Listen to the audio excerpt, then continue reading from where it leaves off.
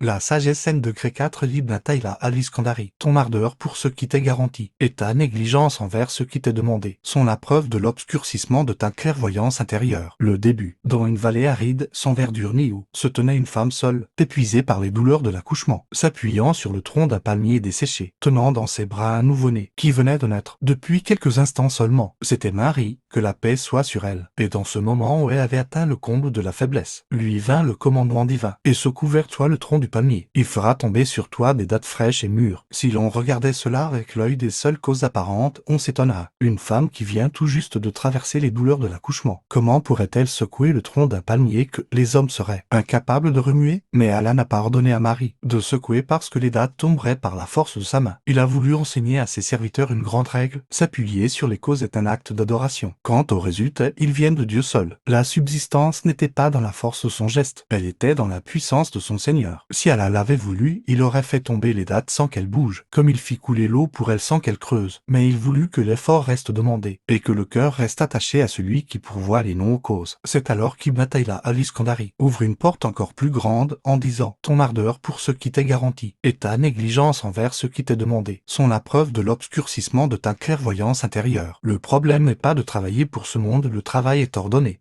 Mais le problème est que les balances se renversent. Tu dépenses ton plus grand effort pour ce dont Allah s'est chargé, et tu négliges ce pourquoi Allah t'a créé. Combien d'hommes veillent des nuits entières pour augmenter leurs revenus, et trouvent lourd de se tenir devant Allah quelques minutes à peine. Combien s'inquiètent du lendemain, et ne s'inquiètent pas de leurs prières dont Allah leur demandera compte. Voilà le déséquilibre que désigne cette sagesse. L'explication des termes. L'imam Ibn Athaïla choisit ces mots avec une précision stupéfiante. Chaque mot de cette sagesse porte un sens indépendant. Premièrement, ton ardeur. Il n'a pas dit ton travail ni ton effort. Il a dit ton ardeur. L'ardeur, c'est dépenser le maximum de ses capacités et de son énergie, jusqu'à ne rien laisser en soi que l'on ait déjà donné. C'est comme si l'imam disait, tu épuises ta vie, tu consumes ta pensée, tu uses ta santé pour ce qui ne t'est pas demandé à ce degré. Il ne blâme pas le travail, il blâme que le travail devienne une obsession qui envahit le cœur, jusqu'à ce que son propriétaire oublie pourquoi il a été créé. Deuxièmement, ce qui t'est garanti. Voilà les mots les plus étonnants de cette sagesse. Il n'a pas dit ce que tu obtiendras. Il n'a pas dit ce que tu cherches, il a dit ce qui t'est garanti, c'est-à-dire ce dont Allah s'est chargé avant même ta naissance, la subsistance, l'échéance de la mort, ce qu'Allah t'a assigné de ce monde. Tout cela a précédé dans la connaissance d'Allah et a coulé sous sa plume. Allah dit, il n'est pas une créature sur terre dont la subsistance n'incombe à Allah. Et il dit, c'est dans le ciel que se trouve votre subsistance, ce qui vous est promis. C'est pourquoi les savants n'ont jamais dit, abandonne le travail. Ils ont dit, travaille, mais ne laisse pas ton cœur s'attacher au travail. Attache-le au Seigneur du travail. Les causes sont ordonnées,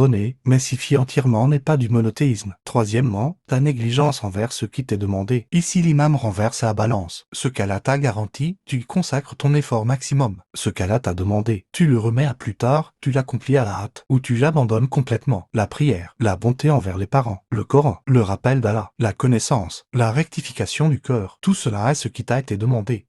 Allah dit, je n'ai créé les îles et les hommes que pour qui m'adore. Et médite cet verset qui est presque un commentaire direct de cette sagesse. Ordonne à ta famille la prière et sois-y constant. Nous ne te demandons pas de subsistance, c'est nous qui te faisons subsister. Quelle parole sublime. Elle commence par ce qui t'est demandé, puis se termine par ce dont Allah s'est chargé. Comme si elle disait, occupe-toi de ce qu'Allah t'a commandé. Et ne laisse pas la subsistance t'en distraire, car celui qui t'a ordonné la prière est celui qui s'est chargé de ta subsistance. Quatrièmement, l'obscurcissement de ta clairvoyance intérieure.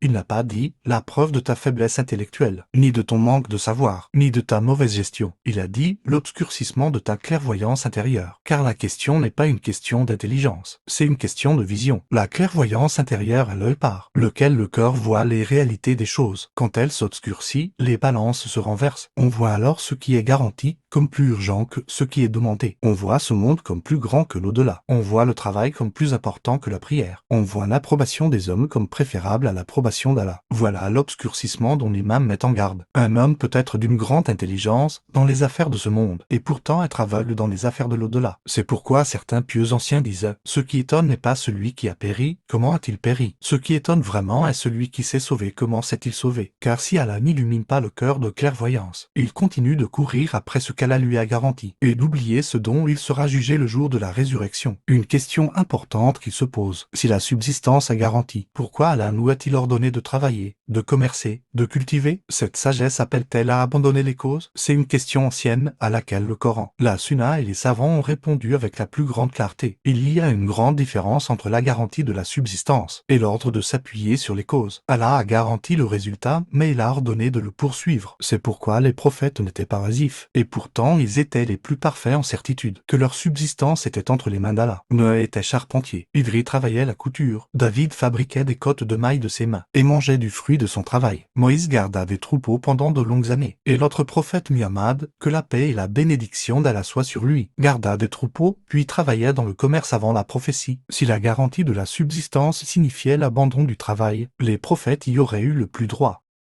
Mais ils joignirent les deux, l'effort des membres dans les causes, et la tranquillité des cœurs auprès du Seigneur des causes. Voilà la différence entre le croyant et les autres. Le mécréant voit que la cause est ce qui produit le résultat. Le croyant voit que la cause n'est qu'une porte, et que celui qui ouvre la porte est Allah. Allah dit, marchez donc sur ces pentes et mangez de sa subsistance. Remarque, il a dit marcher, il a donc affirmé l'effort. Puis il a dit, mangez de sa subsistance, et non de votre subsistance, pour t'enseigner que ce qui te parvient n'est pas le fruit de ta seule force, mais la subsistance d'Allah qu'il t'a acheminé à travers cette cause. Et il dit encore, quand la prière est accomplie, dispersez-vous sur la terre et recherchez la grâce d'Allah. Il l'a appelé la grâce d'Allah et non le fruit de ton intelligence ou de ton commerce. Le génie dit bataille-là. L'imam ne dit pas, ne travaille pas. Il ne dit pas, abandonne le commerce. Il ne dit pas, la richesse est blâmable. Il dit quelque chose de plus subtil que tout cela. Le problème n'est pas dans la quantité du travail. Il est dans l'ordre des priorités. Si tu dépenses 10 fois plus d'efforts à accumuler de l'argent qu'à rectifier ton cœur, voilà où est le déséquilibre. Si tu retiens tes rendez-vous professionnels mais pas les horaires de tes prières, voilà où est le déséquilibre. Si tu planifies ton avenir professionnel sur des années et ne planifie pas ton au-delà, voilà où est le déséquilibre. La balance a penché du mauvais côté. Ce que dit le Coran. Allah dit, je n'ai créé les yin et les hommes que pour qu'ils m'adorent. Je ne veux d'eux aucune subsistance et je ne veux pas qu'ils me nourrissent. C'est Allah qui est le grand pourvoyeur, possesseur d'une force invincible. Médite l'ordre des versets. Il mentionne d'abord la fonction pour laquelle tu as été créé, puis il n'y avoir besoin de toi pour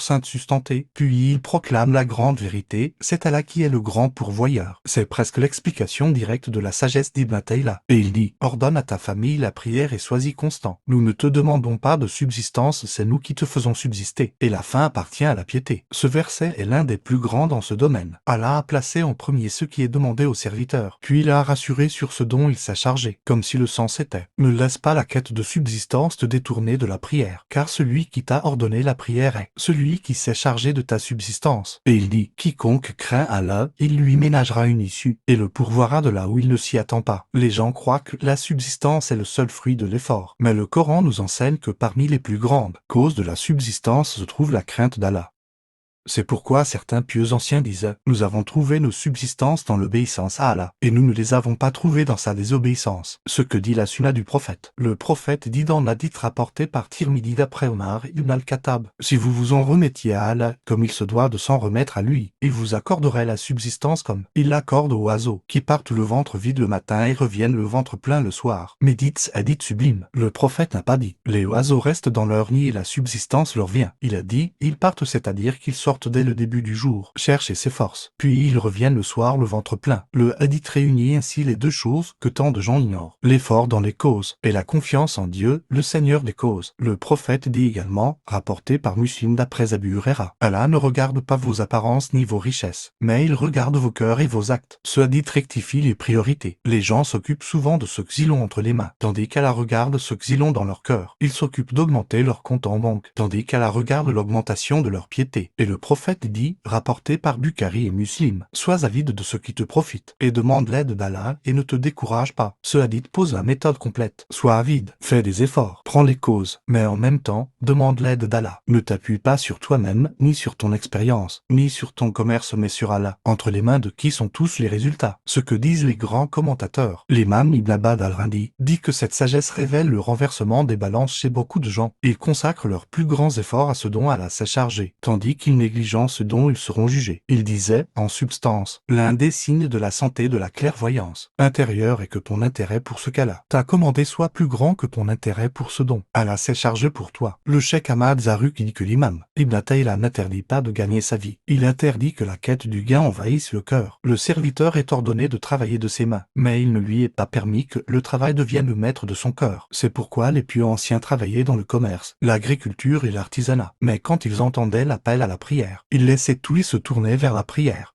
L'imam Ibn Ajiba al-Hassani dit dans son commentaire que l'obscurcissement de la clairvoyance intérieure ne signifie pas l'ignorance seule. Un homme peut être de vaste culture, riche d'expérience, réussi dans sa vie mondaine, et pourtant aveugle à la réalité de ce pourquoi il a été créé. Celui qui commet tous des marchés et ne connaît pas le chemin de son cœur vers Allah, sa connaissance ne lui a servi à rien. Il ajoute que lorsque la clairvoyance intérieure s'illumine, le serviteur met le monde entre ses mains et non dans son cœur. L'imam Ibn al-Qayyim dit, en substance, la subsistance a de deux sortes, une subsistance que tu cherches et une subsistance qui te cherche. Celle qui te cherche te parviendra même dans ta faiblesse. Quant à celle que tu cherches, c'est l'obéissance, la récompense et la proximité d'Allah. Si tu la négliges, tu la perds. Le cheikh Muhammad al-Ghazali disait que l'une des plus grandes erreurs des musulmans est qu'ils ont mis la religion dans les temps libres. Quand ils en ont fini avec leurs travaux, leurs biens et leur commerce, ils regardent, restait-il du temps pour Allah, alors que l'adoration d'Allah devrait être l'origine. Puis le monde vient prendre sa juste place de notre vie quotidienne. Cette sagesse est parmi celles que nous vivons chaque jour, comme si Ibn Athaïla décrivait notre époque. Un homme se réveille 2 heures avant l'aube pour ne pas manquer son travail, supporte la fatigue de la route et des embouteillages, et n'arrive jamais en retard d'une minute à son rendez-vous avec son directeur. Mais quand il entend l'appel de la prière de l'aube, il dit « Je prierai dans un moment ». Puis le sommeil l'emporte jusqu'au lever du soleil. Il a fait preuve d'ardeur pour ce qui lui était garanti, et a négligé ce qui lui était demandé. Un commerçant suit les prix du marché toutes les heures, lit les rapports économiques, calcule les profits et les pertes avec précision, mais il ne trouve pas 10 minutes pour lire une part du Coran ou faire son examen de conscience avant de dormir. Il a mémorisé les détails de son commerce et oublié le commerce de l'au-delà. Un étudiant passe de longues années à obtenir un diplôme mondain, veille et nuit pour atteindre l'excellence. Mais si on lui demande d'apprendre les règles de sa prière ou de sa foi, il dit « Je n'ai pas le temps », comme si l'avenir de ce monde était pour lui plus important que l'avenir de l'au-delà. Un employé craint de mettre en colère son directeur. Il respecte toutes ses instructions, arrive avant l'heure du travail, accomplit sa mission à la perfection, mais il néglige ce qu'Allah lui a commandé, ne se soucie pas de remettre la prière à plus tard, ne garde pas les amanets qui lui sont confiés, laisse sa langue libre dans la médisance. La crainte de la créature est devenue plus grande en lui que la crainte du Créateur. Une personne passe de longues heures à suivre les actualités, les marchés et les réseaux sociaux, mais quand vient le temps du rappel d'Allah, de la supplication, de la méditation sur ses bienfaits, elle ressent l'ennui en quelques minutes. Voilà le déséquilibre dont parle la sagesse, non pas dans la quantité des occupations, mais dans l'ordre des priorités. Conclusion, les pieux anciens disaient, le monde a été créé pour toi, et toi tu as été créé pour l'au-delà. Ne t'occupe pas de ce qui a été créé pour toi au point d'oublier ce pourquoi tu as été créé. Ibn Athaïla ne te demande pas d'abandonner ton commerce, ni de quitter ton travail, ni de négliger ta famille. Il veut remettre ton cœur dans l'ordre. Travaille, fais des efforts, gagne ta vie, accomplis ton travail avec excellence, mais ne laisse pas ce qu'Allah t'a garanti t'occuper de ce dont il te demandera compte. La richesse, si elle te fait défaut aujourd'hui, Allah peut te la remplacer par mieux demain. Mais la prière si son heure est passée, et la vie si elle s'est coulée, et l'occasion si elle s'est perdue, elles ne reviendront pas telles qu'elles étaient. Et la plus grande perte est que l'homme arrive à la fin de sa vie pour découvrir qu'il a passé son existence entière à garder une subsistance dont Allah s'était chargé, et qu'il a abandonné l'acte dont il aurait eu le plus besoin le jour où il se tiendra devant Allah. C'est pourquoi l'imam Ibn Athaïla a conclu sa sagesse par ces mots. Ton ardeur pour ce qui t'est garanti, et ta négligence envers ce qui t'est demandé, sont la preuve de l'obscurcissement de ta clairvoyance intérieure. Ce n'est pas une condamnation du travail, c'était un appel à faire. Vivre la clairvoyance intérieure, pour que chaque chose retrouve sa juste place, et que le cœur s'attache à Allah, poursuivant ce monde de ses mains, et se tournant vers l'au-delà de son cœur. Invocation finale. Ô Allah, toi qui pourvois aux oiseaux dans leur nid et aux poissons dans leur mer, accorde-nous une certitude qui apaise le cœur à ta promesse, afin que ce que tu nous as garanti ne nous distrait pas de ce que tu nous as demandé. Ô Allah, rectifie nos cœurs comme tu as rectifié nos apparences, et ne fais pas de ce monde notre plus grand souci, ni l'horizon de notre savoir, ni la richesse le but ultime de notre désir. Ô Allah, aide-nous à te rappeler, à t'être reconnaissant, à t'adorer avec excellence. Fais que nos actes soient purs pour ta noble face.